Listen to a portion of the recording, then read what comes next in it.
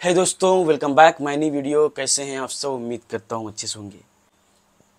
दोस्तों आज की वीडियो बहुत इंटरेस्टिंग होने वाली है। आज की वीडियो में किसी ब्लाउज़ की कटिंग नहीं, हम बल्कि ये समझाने वाले हैं और बल्कि ये समझने वाले हैं कि हमारा जो बैक का जो पैटर्न होता है, जो ड्राफ्टिंग होती है, जब हम उसका पूरा स्ट्रक्चर्स ड्राफ्ट करते हैं तो किस जगह पे कौन सा रिएक्शन आता है, किस जगह पे कौन सी शेपिंग आती है। अगर हम प्रॉपर सही तरीके से मैथमेटिक तरीके से अगर फुल कैलकुलेशन के साथ अगर हम किसी भी पैटर्न का ड्राफ्टिंग करें, उसका रिएक्शन, डार्ट का रिएक्शन प्लस शेपिंग किस तरह से आएगी, आज उन्हीं सब चीज़ों को हम कवर करेंगे। जैसा कि आप लोग देख रहे होंगे दोस्तों, एक पैटर्न ड्राफ्ट मैंने किया है और इस पैटर्न में मैंने स्क्वायर मार्क किया है। वो इसलिए किया है, इसके पीछे की लॉजिक ये है दोस्तों, ताकि आप लोगों को समझ आ सके कि किस जगह पे हमारा किस टाइप का रिएक्शन आया है, वो भी समझना बहुत ज़रूरी है। और प्लस किस डार्ट का किस जगह पे कितना रिएक्शन आया है और डार्ट की चौड़ाई साइज़ के अकॉर्डिंग कितनी होनी चाहिए, उसका लेंथ कितना होना चाहिए, उन सभी चीज़ों को हम कवर करेंगे। और हम ये भी समझेंगे दोस्तों कि हमारी जो कटिंग है उसमें और इसमें क्या अंतर है, क्या फ़र्क है, या कोई अंतर है भी या नहीं है। उन सब चीज़ों को हम कवर करने की कोशिश करेंगे। जैसा कि दोस्तों ये हमारे सामने ये पैटर्न ड्राफ्ट मैंने ऑलरेडी कर दिया है, क्योंकि ये सब चीज़ें अगर कैमरे पे करता तो बहुत लंबा टाइम तकरीबन लग जाता और कोई फ़ायदा भी नहीं है ये सब चीज़ें दिखाकर। तो जिसकी वजह से ये सब चीज़ें मैंने पहले से ही करके रखी थी, बस आप लोगों को एक्सप्लेन करने के लिए दोस्तों। जैसा कि ये पैटर्न है दोस्तों, ये बैक का है, बैक का पैटर्न है दोस्तों। इसमें ये देखना है दोस्तों, जिसका अपर चेस्ट और फुल बस्ट जो होता है दोनों बराबर हो, तो उसके पैटर्न की जो ड्राफ्टिंग होती है, क्या वाकई में हमारा फ्रंट और बैक डिफरेंट होता है या फिर सेम लेंथ होता है, ये भी हमें समझना है। और दूसरा ये भी समझना है, क्या वास्तव में जितना हम शोल्डर स्लोप डाउन करते हैं उतना होता भी है या फिर नहीं होता है। और ये भी समझना है हमें साइड में हमें कितना क्रॉस होना चाहिए, क्या 1.5 इंच होना चाहिए, क्या बिल्कुल भी नहीं होना चाहिए। वो उन सब चीज़ों को इस पैटर्न के ज़रिए हमें समझ में आएगा। जैसा कि आप देख सकते हैं दोस्तों, ये स्क्वायर मैंने मार्क किया है, तकरीबन 1 सूत कम 1 इंच का स्क्वायर मैंने मार्क किया है। ये देख सकते हैं दोस्तों, ये मैंने 1 सूत कम 1 इंच का मार्क किया है, जैसा कि आप लोगों को दिख ही रहा होगा। और फिर स्क्वायर मार्क करने का पर्पस यही है दोस्तों कि हम देखेंगे रिएक्शन कैसा आया है, क्या वाकई में हमारा लेंथ जो होता है बैक के कंपैरिजन में फ्रंट बड़ा होता है या फिर छोटा होता है। आप देख सकते हैं ये मैंने लेंथ रख दिया है, ये बैक का लेंथ है दोस्तों ब्लाउज का। ये तकरीबन 14.25 इंच आ रहा है, एकदम एक्यूरेट कॉलर नेक, यानी जो हमारा क्लोज नेक होता है 14.25 इंच आ रहा है अगर हम सेंटर से ले रहे हैं तो, ठीक है। और ये जो हमारा साइज़ है 36 साइज़ है दोस्तों, 36 साइज़ है ये हमारा। और इसका जो आर्म होल है दोस्तों वो है 16 इंच। तो जैसा कि मैं हमेशा बोलता हूँ कि आधा इंच हम बड़ा रखते हैं आर्म होल को फ्रंट के कंपैरिजन में। तो चलिए देख लेते हैं हमारा आर्म होल कितना है। हमारा आर्म होल 16 इंच है दोस्तों, तो ये जाहिर सी बात है आधा इंच अगर हम बड़ा रखेंगे, 2 भागों में 16 को डिवाइड करेंगे तो 8 आएगा। तो 8 इंच हमारा, जैसा कि बैक बड़ा होता है तो ये 8.5 आना चाहिए। तो हम चेक कर लेते हैं इसी वक्त। ये देख सकते हैं दोस्तों 8.5 एकदम परफेक्ट आ रहा है, यानी आधा इंच बड़ा होना चाहिए। अब शोल्डर स्लोप हम डाउन करते हैं दोस्तों तकरीबन 1.25 1.5 इंच, बहुत बड़ा साइज होता है। तो हम देख लेते हैं शोल्डर स्लोप कितना डाउन है, ठीक है। अब देख सकते हैं इस लाइन से, ये जो लाइन है हमारी यहाँ पर कट हो रही है, यानी 1/4 इंच इस लाइन से और नीचे जा रहा है शोल्डर स्लोप। तो यहाँ से हम रखकर समझेंगे। आप देख सकते हैं 1.25 इंच शोल्डर स्लोप बैक का डाउन है। कितना? 1.25 इंच शोल्डर का, बैक का शोल्डर स्लोप डाउन है।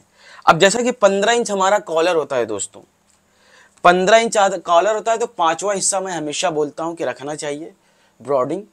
और आधा इंच हमारा जो होगा बैक ब्रॉड होगा, यानी बैक को चौड़ा, यानी बैक हमारा तकरीबन 3.5 इंच आएगा और फ्रंट जो है वो 3 इंच आएगा, ठीक है। कॉलर का 5वां हिस्सा यानी 15 इंच अगर आपका कॉलर है तो इसका 5वां हिस्सा आएगा 3 इंच, तो उसका 5वां हिस्सा आएगा 3 इंच। तो हम इसको देख लेते हैं, ये हमारा 3.5 के करीब में आना चाहिए दोस्तों। ये देख सकते हैं दोस्तों, ये 3.5 परफेक्ट आ रहा है। अब एक चीज़ और देख रहे होंगे दोस्तों, यहाँ पर थोड़ी सी कर्व आ रही होगी, थोड़ा सा शेप आ रहा होगा। ये यहाँ पर स्ट्रेट नहीं है, यहाँ तक तो स्ट्रेट है, उसके बाद यहाँ से कर्व आ रहा है। इसके पीछे की लॉजिक क्या है, इसके पीछे का साइंस क्या है, ये भी हम समझेंगे। इसके पीछे का साइंस ये है कि दोस्तों, क्योंकि जो हमारा बैक का पार्ट होता है यानी जो पीठ होती है हमारी, वो थोड़ा सा कर्व टाइप का होता है, तो जिसकी वजह से उस कर्व को आप लोगों ने देखा होगा कवर करने के लिए एक यहाँ पर शोल्डर पे डार्ट देनी पड़ती है, तकरीबन आधे इंच की डार्ट देनी पड़ती है। तो वो डार्ट अगर आप नहीं देंगे तो आपको या तो फिर सेंटर से निकालना पड़ेगा, बट सेंटर से कहीं ज़्यादा बेहतर है कि आप शोल्डर पे डार्ट दे दें, वो ज़्यादा मच बेटर होता है कवर करने के लिए। इसमें क्या है, हम क्योंकि ये जो डार्ट हम मारते हैं यहाँ पर बॉडी के सेंटर से, मतलब यानी हमारा जो बॉडी का सेंटर ये हो गया, सेंटर और साइड के मिडल में जो है वहाँ पर हमारा डार्ट होता है। तो यानी ये डार्ट जो है इस साइड को भी कवर करता है और इस साइड को भी कवर करता है। जैसा कि दोनों साइड शोल्डर पे हम डार्ट मारेंगे तो हमारा दोनों तरफ कवर कर लेगा। अब ये जो है ये सिर्फ 2 ही तरफ कवर करेगा, जिसकी वजह से दोस्तों यहाँ का रिएक्शन जो आएगा तकरीबन 1/4 इंच आएगा, यानी जो कर्व आएगी सिर्फ 1/4 इंच की आएगी, और यहाँ जो आएगा आधे इंच का आएगा, क्योंकि हमारा इस पार्ट को भी कवर करेगा, तब जाके इस कर्व पे बिल्कुल परफेक्ट बैठेगा। अब यहाँ पर कर्व देने का मतलब ये है कि यहाँ पे हल्की सी नमी देनी पड़ेगी अगर कॉलर हम लगाते हैं, तब जाके वो 1/4 इंच एडजस्ट होगा, ये परफेक्ट है। ठीक है, अब 14.5 शोल्डर होता है दोस्तों, तो 7.25 आना चाहिए, हमें देख लेना है। तो देख सकते हैं 7.25 आ रहा है, बट यहाँ पर हमारा कर्व आ रहा है। अब दोस्तों जैसा कि फुल बॉडी का हम लूजिंग देते हैं, यानी हमारा जो क्लोज नेक होता है, जो ड्राफ्टिंग होती है, उसमें हम लूजिंग देते हैं, यानी 36 साइज है, तो हम देख लेते हैं ये कितना आ रहा है। देख सकते हैं दोस्तों 38 आ रहा है, यानी 9.5 इंच हमारा साइज आ रहा है, यानी 36 में 2 इंच अगर हम ऐड करेंगे तो 38 आएगा, यानी 9.5 इंच, यानी 2 इंच की लूजिंग परफेक्ट आ रही है। अब दोस्तों ये देख लेना हमारा डार्ट जो है, यानी अगर जैसे मान लीजिए ये 1.25 इंच का डार्ट है, ठीक है, ये 1.25 इंच का मान लीजिए डार्ट है, तो ये सेंटर पे है या नहीं है, इसका सेंटर हम निकालेंगे तो तकरीबन यहाँ आएगा। ठीक है, अब यहाँ पर आप देख सकते हैं आधा इस तरफ डिवाइड होना चाहिए डार्ट, आधा इस तरफ डिवाइड होना चाहिए डार्ट। तो अगर हम इस लाइन से इस लाइन के बीच में अगर हम डिवाइड करेंगे तो देख सकते हैं हमारा पॉइंट, सेंटर पॉइंट यहाँ पर आ रहा है, यानी इस लाइन, ये दोनों इस खाने, यानी ये जो स्क्वायर है हमारा, स्क्वायर के बीचों बीच नहीं आ रहा है, यानी इस लाइन के यहाँ आ रहा है। तो यहाँ से अगर हम देखेंगे दोनों का सेंटर, तो यानी परफेक्ट आ रहा है। ये जो बैक का डार्ट जो होता है दोस्तों, वो हमेशा सेंटर पे ही होता है, उसका क्रॉस से कोई लेना देना है। जैसा कि प्रिंसेस कट में मैं हमेशा बोलता हूँ, जो एक्स्ट्रा डार्ट की मार्जिन होती है दोस्तों, वो हमेशा बैक में ही आती है। जो इनसाइड होता है आधे इंच का होता है, मैक्सिमम जो होता है 1.25 इंच, और बहुत बड़ा साइज है तो वो 1 इंच आता है, जो कि वो नॉर्मली देखने को मिलता नहीं है। अब यहाँ पर ये क्लियर हो गया हमारा।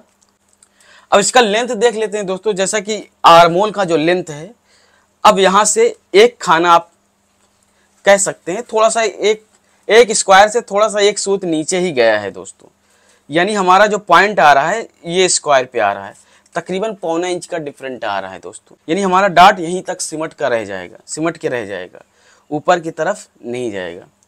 ये कॉन्सेप्ट क्लियर हो गया, यानी इससे बड़ा यहाँ तक डार्ट आ ही नहीं सकता, यहीं तक रहेगा, जैसा कि हम अपनी वीडियो में लगाते हैं दोस्तों। अब इसका साइड भी देख लेते हैं दोस्तों, साइड का रिएक्शन कितना आ रहा है, क्या हमारा ये स्ट्रेट होता है साइड या फिर क्रॉस होता है। जैसा कि आप लोग वीडियो में देख ही रहे होंगे, ये हमारा तकरीबन आधे इंच यानी 1 सेंटीमीटर का डिफरेंट आया है। ठीक है, 1 सेंटीमीटर का डिफरेंट आया, यानी साइड में भी हमारा शेप होता है। बॉडी जो है सेंटर पे जो होता है दोस्तों हमारा, यानी दोनों बस्ट के सेंटर पे या पीठ के बैक के दोनों सेंटर पे, वहाँ पर आप लोगों ने देखा होगा यहाँ पर स्ट्रेट होता है, यहाँ पर शेपिंग नहीं होगी।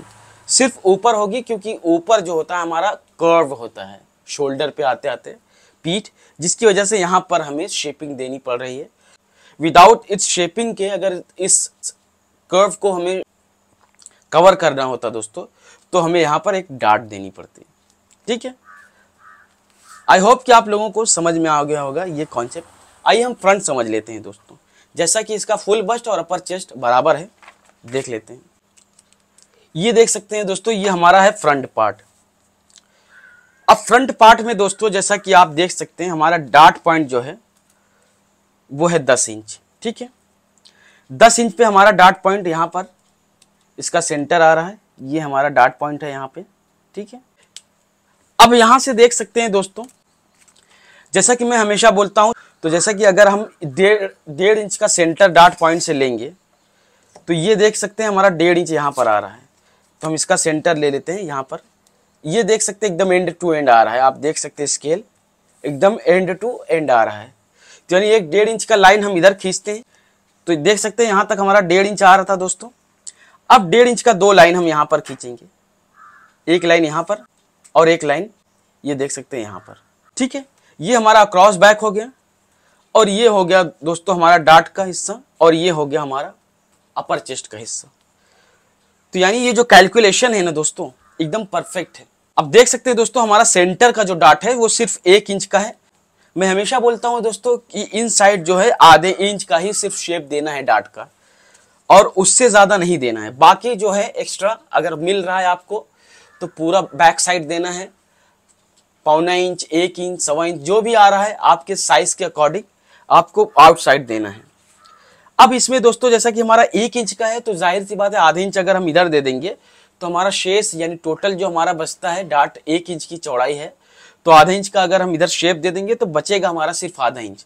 तो आधा इंच उस तरफ डिवाइड हो जाएगा, यानी बढ़ जाएगा। ठीक है, तो आप देख सकते हैं 1 इंच का डार्ट है, और हमारा इस डार्ट के सेंटर पे ही आया हुआ है डार्ट का पॉइंट। इधर भी देख सकते हैं उतना ही मार्जिन मिल रही है, इधर भी उतना ही मार्जिन मिल रही है। ठीक है, यानी हमारा दोनों तरफ शेप जो है एकदम बराबर है। अगर यही हमारा अपर चेस्ट कम होता, यानी 34 अपर चेस्ट होता और फुल बस्ट ज़्यादा होता, तो ऑटोमेटिक दोस्तों क्या होता, यहाँ का जो साइज है ये डार्ट जो है ऑटोमेटिक चौड़ा हो जाता। जब ये डार्ट चौड़ा होता तो हमारा ऑटोमेटिक अपर चेस्ट कवर हो जाता। और दूसरा ऑप्शन ये है दोस्तों, ये डार्ट को हम, जैसा कि हमारा कैलकुलेशन है, इससे ज़्यादा तो डार्ट हमारे कैलकुलेशन में आता नहीं है, तो हम इसको चौड़ा नहीं करते, यहाँ से ये डार्ट चौड़ा हो जाता दोस्तों। समझ रहे हैं आप लोग, ये परफेक्ट होता है, यहाँ से ये डार्ट चौड़ा हो जाता, तो हमारा साइज फुल बस्ट कवर हो जाता है। यानी 36 साइज है, अपर चेस्ट जो है वो कम हो जाता। और दोस्तों दूसरा ये है कि अगर आपको ये डार्ट चौड़ा करना है, ये डार्ट चौड़ा करने का कोई रीजन, कोई सेंस ही नहीं बनता है दोस्तों। आप बिना ये डार्ट चौड़ा करे भी आप कर सकते हैं, डिपेंड करता है ये आर्मोल का डार्ट आपको। अगर आपको ये डार्ट चौड़ा करना है तो डेफिनेटली ये डार्ट को भी पतला करना पड़ेगा, बट उससे हमारा कैलकुलेशन गड़बड़ हो जाएगा। तो उसमें हमें बस ये है कि अंदाजन आपको रख लेना पड़ेगा कि यहाँ पर 1.25 इंच रख दो, यहाँ पर 1.5 इंच रख दो। क्यों? क्योंकि यहाँ पर ये होता, जैसे हमारा फुल बस्ट का स्ट्रेट ले लेते, स्ट्रेट पैनल ले लेते, ये तकरीबन हमारा 10.25 मान लेते हैं, ये 10.25 आ रहा है, तो वही 10.25 इंच हमारा यहाँ पर स्ट्रेट होता। तो मान लीजिए ये अंडर बस्ट लेंथ है हमारा, ये एक सूत कम 3.5 इंच है, तो एक सूत कम 3.5 इंच यहाँ पे रखना है। ये हमारा 8 इंच आ गया दोस्तों, यानी 32 इंच हमारा अंडर बस्ट लेंथ है। ठीक है, 30 हमारा वेस्ट साइज होता है 36 साइज में नॉर्मली, और जो अंडर बस्ट होता है वो 32 होता है, 32 होता है। तो ये हमारा बस्ट साइज हो गया है।